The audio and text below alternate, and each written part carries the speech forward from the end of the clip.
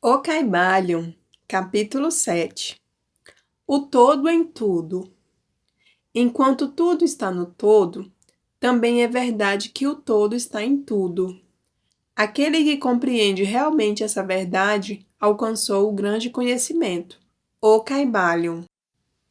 Quantas vezes a maioria das pessoas ouviu repetir a declaração que a sua divindade, chamada por muitos nomes, era todo em tudo, e com que frequência e intensidade não desconfiaram elas da verdade oculta, encoberta por essas palavras tão descuidadamente pronunciadas.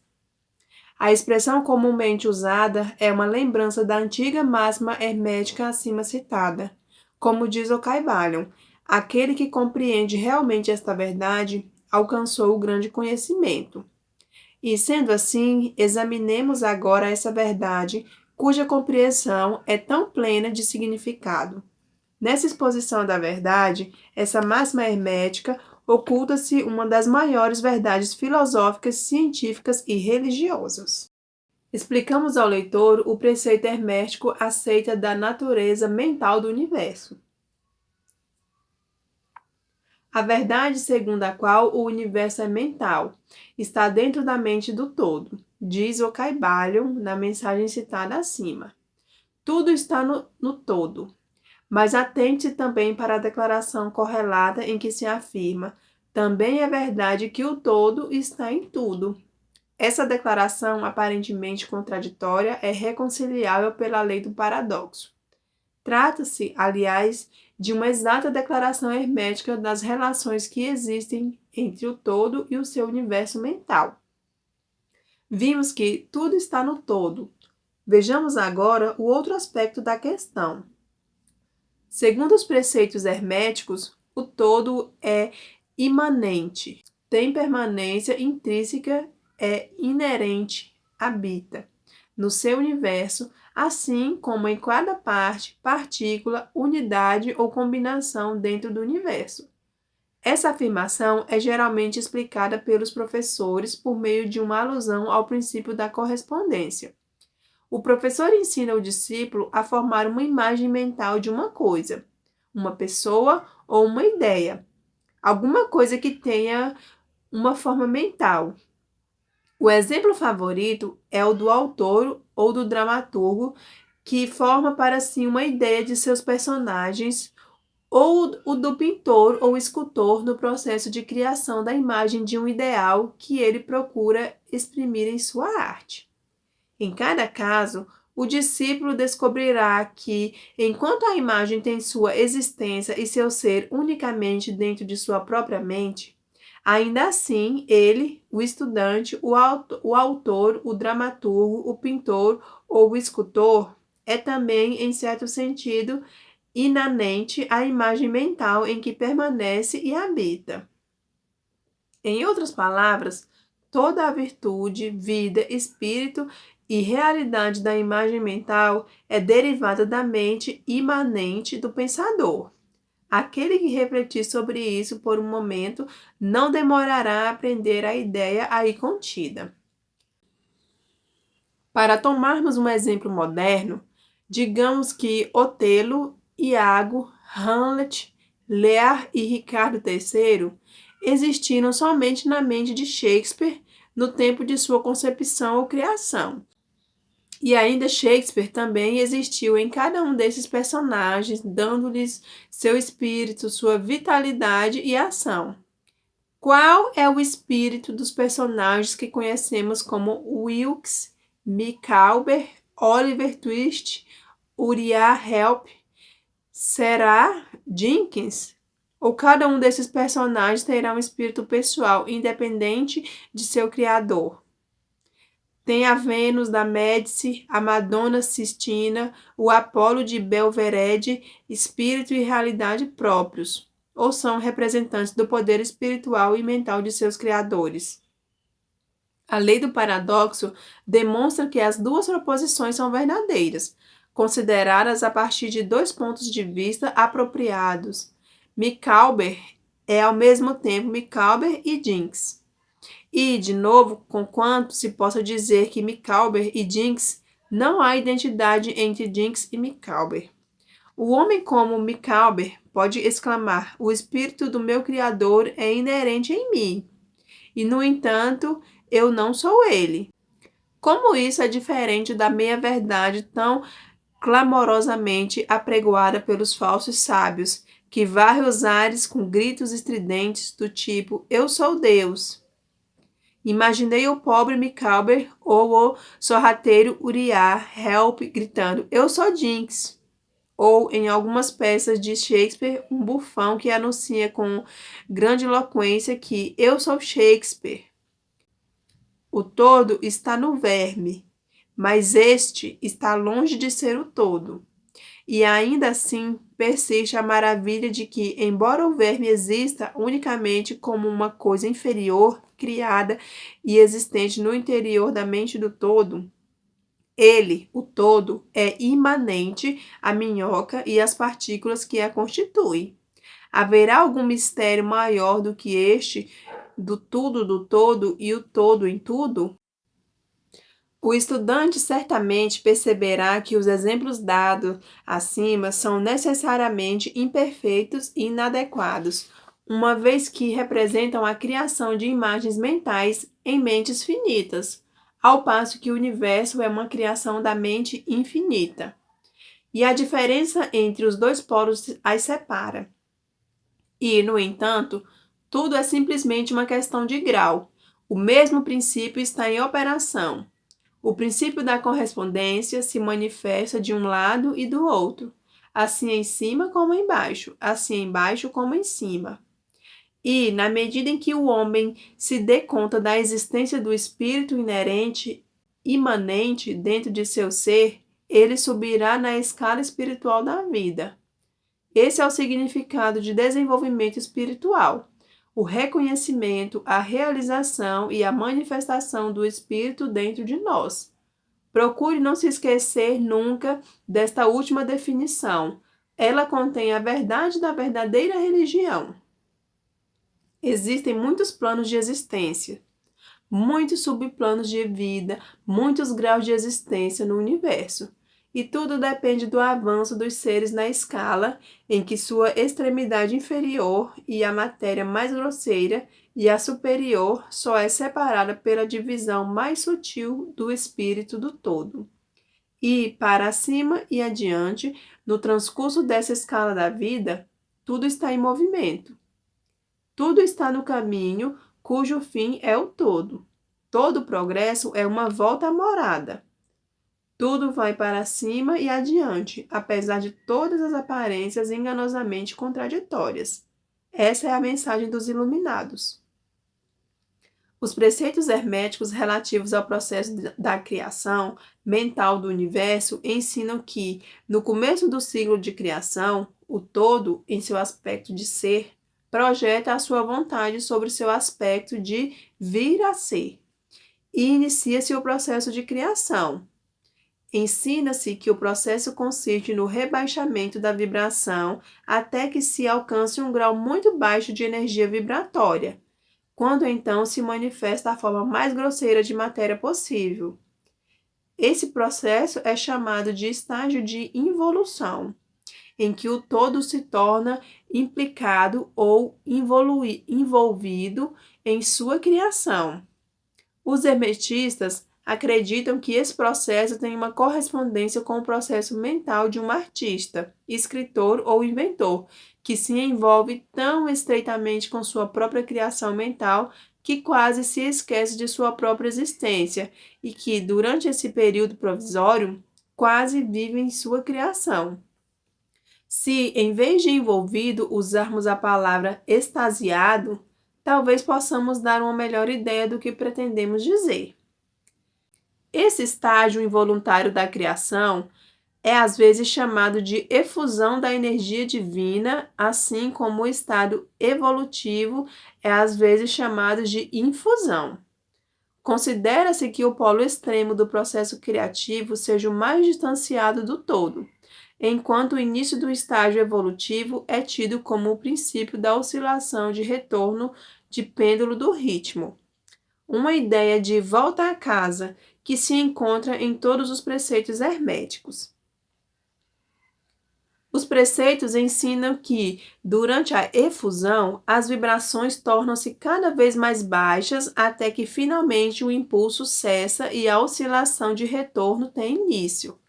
Mas há uma diferença: enquanto a efusão, as forças criadoras se manifestam compactamente e como o todo desde o início do estágio evolutivo ou de absorção, manifesta-se a lei da individualização.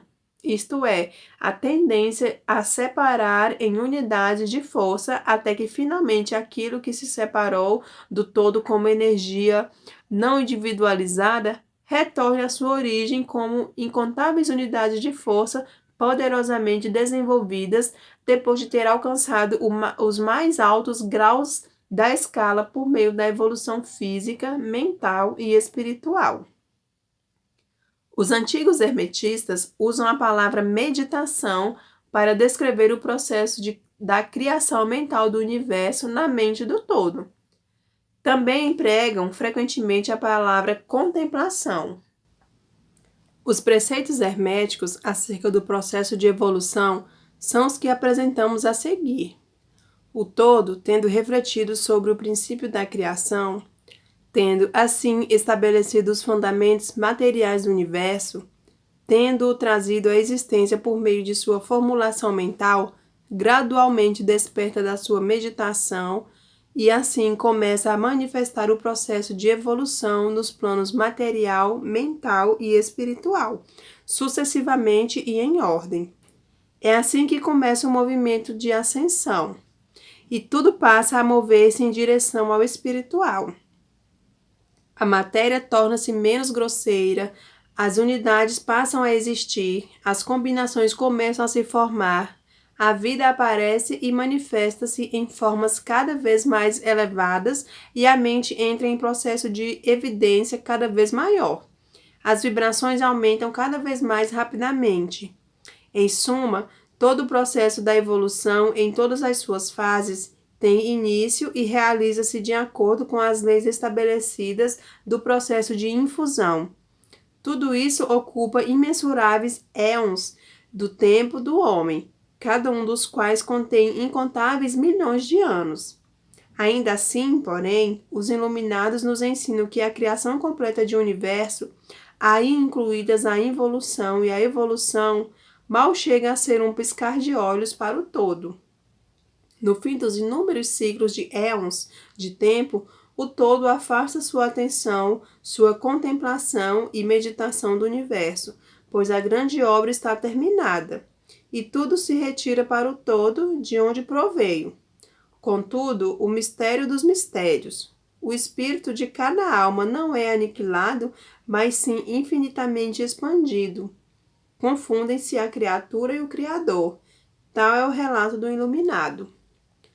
O exemplo acima apresentado da meditação e do subsequente despertar da meditação do todo é sem dúvida apenas uma tentativa da parte dos mestres para descrever o processo infinito por um exemplo finito.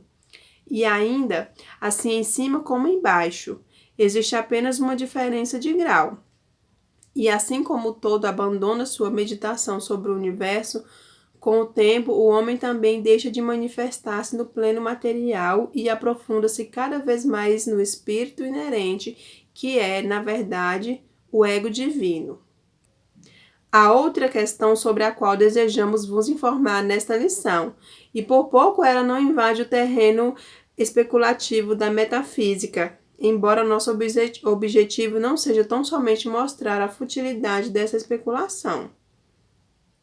Aludimos à questão que inevitavelmente vem à mente de todos os pensadores que se aventuram a investigar a verdade.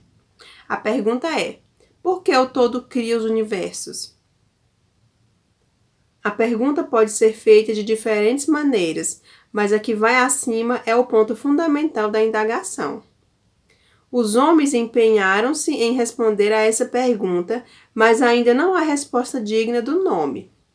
Alguns imaginaram que o todo tinha algo a ganhar com isso e que é absurdo, pois o que poderia ganhar o todo que já não possuísse?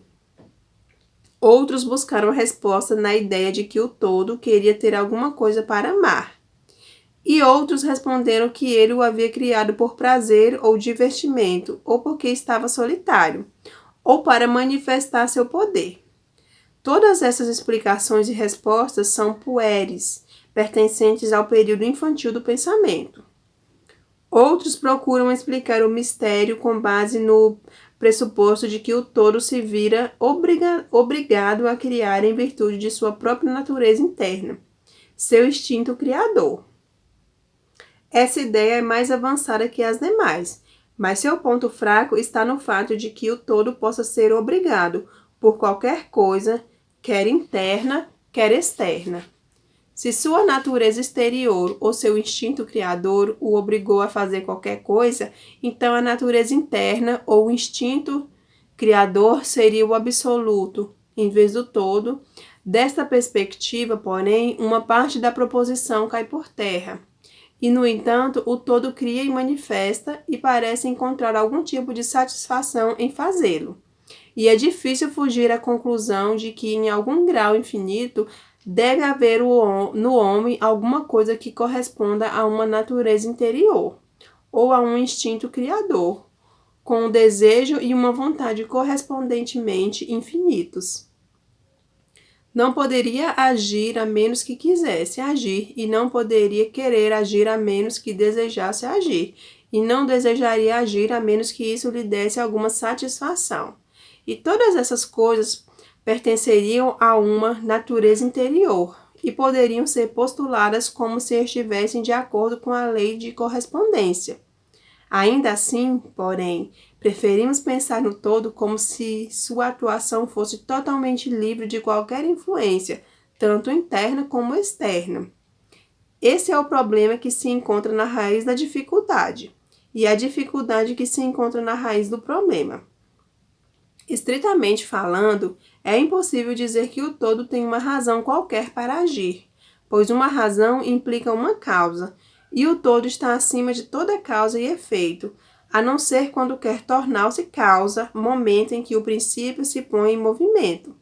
Assim, torna-se muito clara ao leitor a constatação de que a matéria é impenetrável, do mesmo modo como o todo é incognoscível.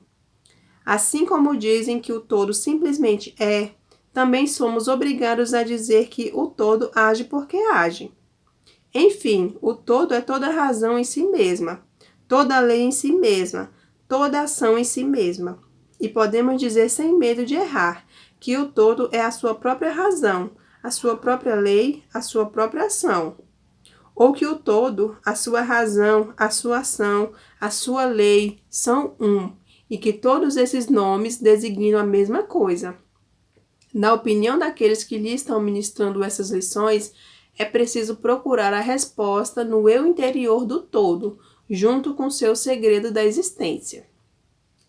Em nossa opinião, a lei da correspondência compreende somente esse aspecto do todo, ao qual podemos nos referir como o aspecto do devir. Por trás desse aspecto encontra-se o aspecto de ser, em que todas as leis se perdem na lei. Todos os princípios emergem no princípio, e o todo, o princípio, o ser são idênticos um e ao mesmo. Nesse ponto, portanto, a especulação metafísica é fútil. Abordamos o assunto aqui simplesmente para mostrar que reconhecemos a pergunta e também o absurdo das respostas costumeiras da metafísica e da teologia.